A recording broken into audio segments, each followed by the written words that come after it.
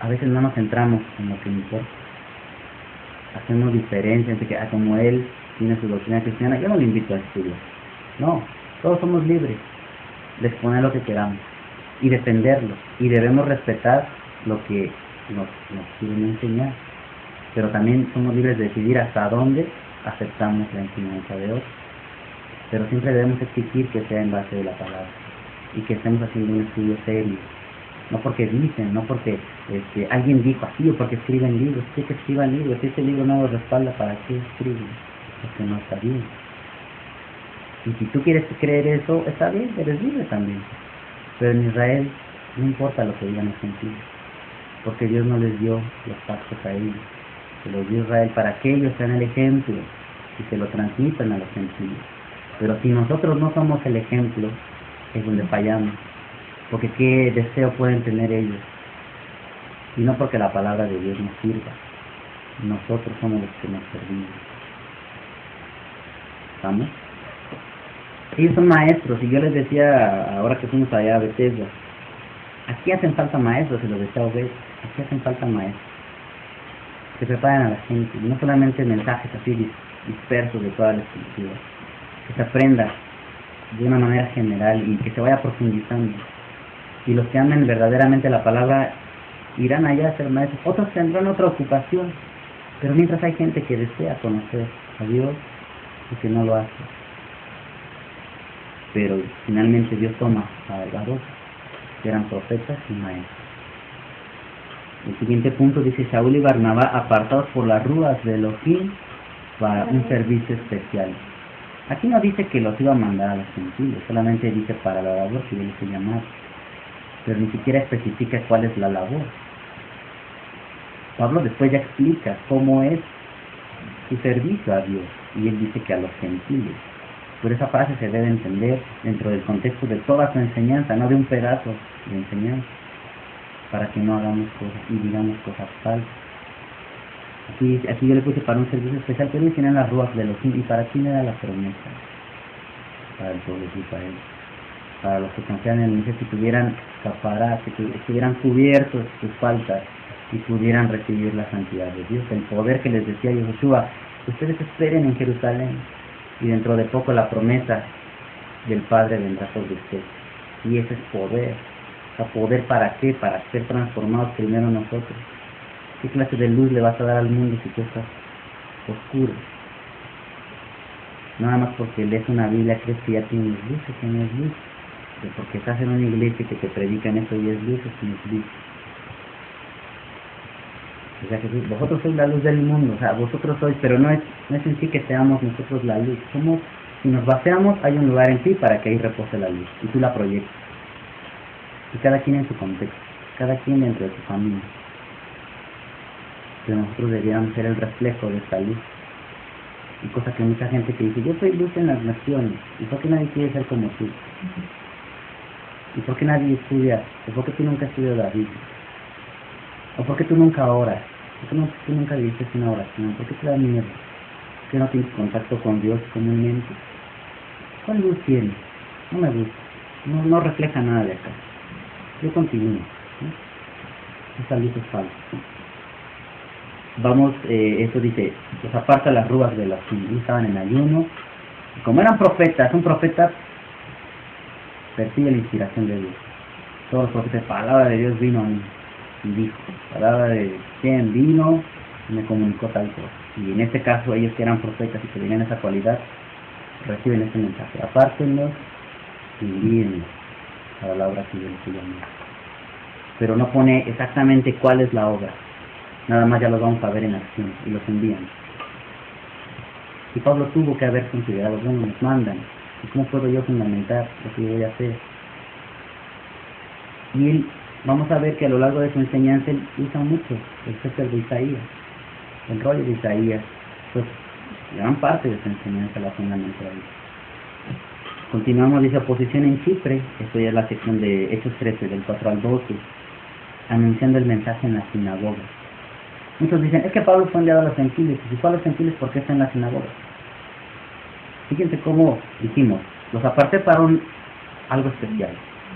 para lo que yo los he llamado, así dice el texto, ¿no? Apartarlos para las obras que yo los he llamado.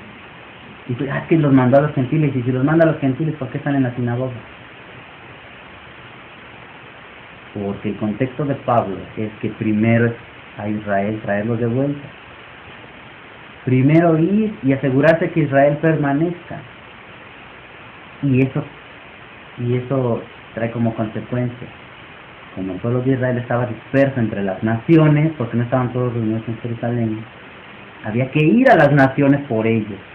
Y muchas de esas naciones iban a también querer conocer al Dios de Israel. Es cosa muy diferente que digan que Pablo fue enviado a los gentiles, porque los gentiles eran el punto clave. El punto clave es Israel, porque ellos están entre las naciones. Pero también es el derecho de que alguien que esté entre las naciones, que conoce a Israel, se integre al pueblo. Y por eso vamos a ver acá que hablamos de judíos como tales y prosélitos. Gente que no era de Israel y que se vuelven judíos. Eso es un prosélito. Alguien que dice, yo ya no quiero ser de esta nación, no me gustan esas costumbres, son nefastas, esto es destrucción. La homosexualidad griega no me gusta, la ciencia griega no me gusta, el humanismo griego no va conmigo. Yo prefiero vivir para los demás, yo prefiero obedecer al Dios de la Biblia, al Dios de Israel. Yo me quiero integrar a esa nación. Y ese es el título que significa el prosélito, el que abandona su tierra, como lo hizo Abraham alguna vez.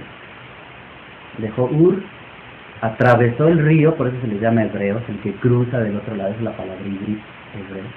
Es el que cruza, ¿qué cosa? ¿No? El agua. Y que se traslada de un extremo al otro, muy distinto. Y los prosélitos hacen eso. Ven su situación, ven su formación familiar, ven su contexto social y dicen, no me agrada. Prefiero que no me digan mexicano, prefiero ser israelita. Aunque mi nacionalidad, como Pablo nunca dijo, yo soy israelita, de la tribu de Benjamín, pero también soy ciudadano romano. Pero su nacionalidad, su identidad estaba en Israel. Y nosotros, si nos apegamos al pueblo de Israel, seguimos siendo mexicanos, políticamente, pero nuestra conducta no es de mexicanos. Eso es algo muy distinto de lo que hace el prosélito, se transformaba, se apegaba, se insertaba en Israel. Pero para insertarse en ese tiempo, pues obviamente había reglas de los rabinos. Las autoridades entre los maestros de Israel, ellos ponían reglas de cómo alguien podía ser israelita. Había procedimientos, uno de ellos era el bautismo, también eso viene de Israel, eso no lo inventó Juan el Bautista. Eso es parte de un ritual, de una costumbre hebrea. ¿Por qué? Porque es lo que hablábamos, Abraham viene desde Ur, desde Babilonia, y tiene que cruzar un río. Es la señal de que cruzas agua, y el bautismo viene a hacer algo semejante. No te vas a tener que trasladar a Ur y tener que pasar por el Éufrates, el Tigris, sino que tú lo haces simbólicamente en un depósito de agua, tratando de vivir lo que vive Abraham, dándole significado a su vida. Cuando regresan que estuvieron esclavizados los israelitas, van a entrar a Canaán, pero tienen que entrar por el río Jordán, y aunque el agua se abre, pero están cruzando agua, un cauce de agua. Y otra vez está que cruzan de un lado a otro, de no tener nada a empezar a tener una tierra, de ser esclavos que no tienen nada a ser alguien que Dios les entrega algo. Y eso es lo que ejemplificaba, y así los rabinos lo enseñaban. Por eso unos dudaban y otros sí lo aceptaban, ¿no? Pues está bien la inmersión de Juan, porque se está hablando de regresar al Eterno. Tiene que haber agua, porque en Abraham hubo agua, él cruzó un río gigantesco. El pueblo de Israel como tal, como nación, cruzaron el mar y también era agua, ¿no? Y después volvieron y seguían siendo esclavos, idólatras, bueno, se purificaron y volvieron a cruzar otra vez agua y cambiaron de su estado y se fueron perfeccionando. Y ya vamos entendiendo más las figuras. Muchas gentes dicen, es que Juan, él instituyó el bautismo, eso no es verdad. Y también se utilizaba el agua para otra clase de purificaciones, pero ese no es el punto. Estamos especificando que es un judío y es un prosélito.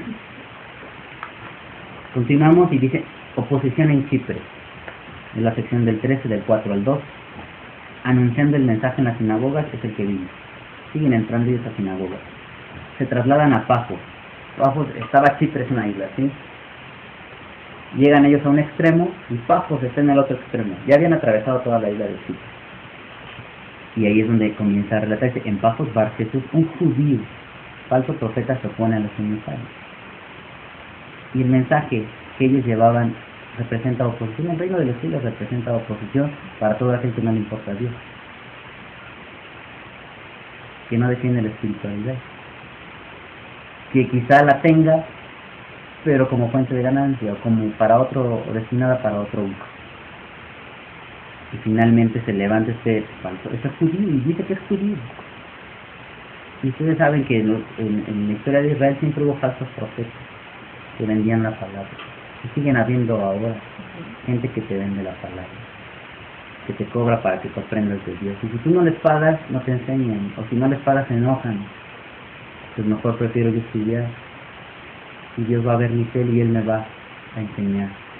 Y no a alguien falso, profeta. Fíjense bien, y se confrontan. Se dice que vimos que Bernabé o Barnabá y Saúl eran profetas. Y ahora se encuentran con otro que también es profeta. Pero como están en desacuerdo, alguno de los dos tiene que ser falso, ¿no? O sea, yo no puedo decir que él y yo tenemos la verdad si nos estamos peleando siempre. Uno de los dos tiene que estar mal, si estamos peleando. Alguien tiene que defender algo equivocado. Si se trata de que estamos peleando, se confrontan. Y este hombre, el Sergius Paulus, que era el procónsul, se interesa por el mensaje de Saúl.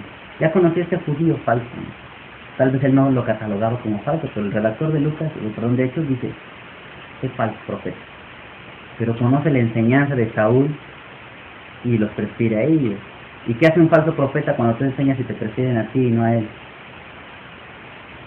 Empieza a maldecir, empieza a contradecir, que tú eres mentiroso, que tú eres judaizante, que tú no sabes, que tú no eres cristiano, que maldito seas por enseñar la Torá, y un montón de tonterías. Y es lo mismo que hace un falso profeta. Porque si estuviéramos hablando del mismo Dios, ¿cómo no alegrarme de que viene alguien y me apoye en la enseñanza? Que dedica su tiempo, que él podría estar con su esposa descansando, porque tiene que ir a trabajar, pero prefiere venir y hacer un esfuerzo porque todos aprendamos.